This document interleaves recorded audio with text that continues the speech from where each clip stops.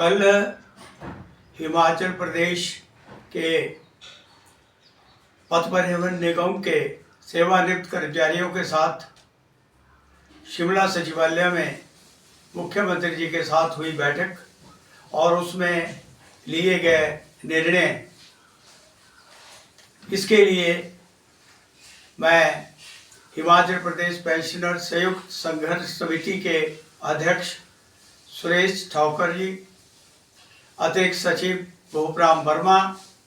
और मीडिया प्रभारी सेनराम नेगी सहित अन्य पदाधिकारी की ओर से माननीय मुख्यमंत्री का आभार व्यक्त करता हूँ।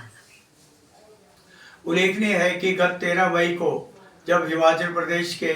संयुक्त संघर्ष समिति की हमारी बैठक माननीय मुख्यमंत्री के साथ हुई थी और उसमें 14 सूत्रीय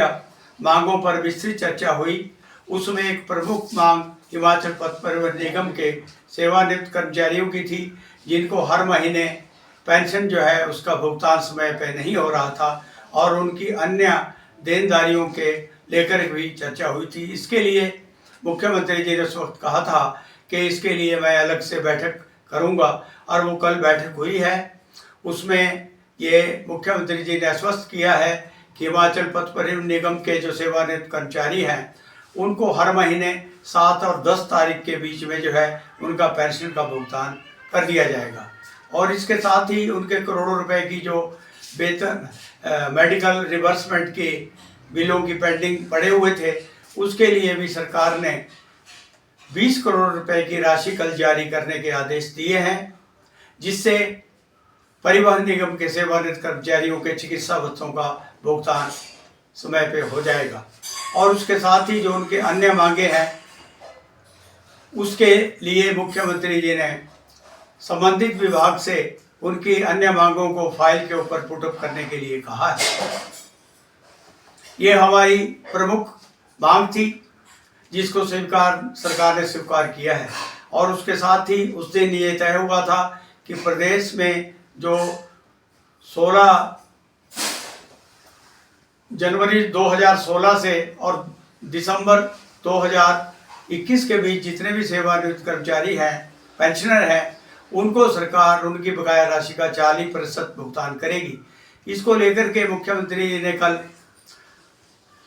घोषणा की है कि प्रदेश के जो पेंशनर हैं वो 65 से 70 वर्ष की आयु के बीच में जितने भी पेंशनर हैं उनकी राशि का भुगतान अगले महीने किए जाने की मुख्यमंत्री जी ने बात कही है।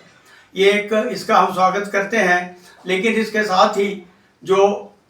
58 वर्ष की आयु से लेकर के और 64 वर्ष की आयु के बीच में जो सेवानिवृत्त कर्मचारी रहते हैं, हम सरकार से मांग करते हैं कि सरकार इनके जो शेष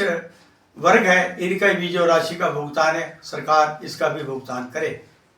और इसके साथ ही एक हमारे अन्य प्रमुख मांग जो हिमाचल प्रदेश के कॉर्पोरेट सेक्टर से संबंधित है,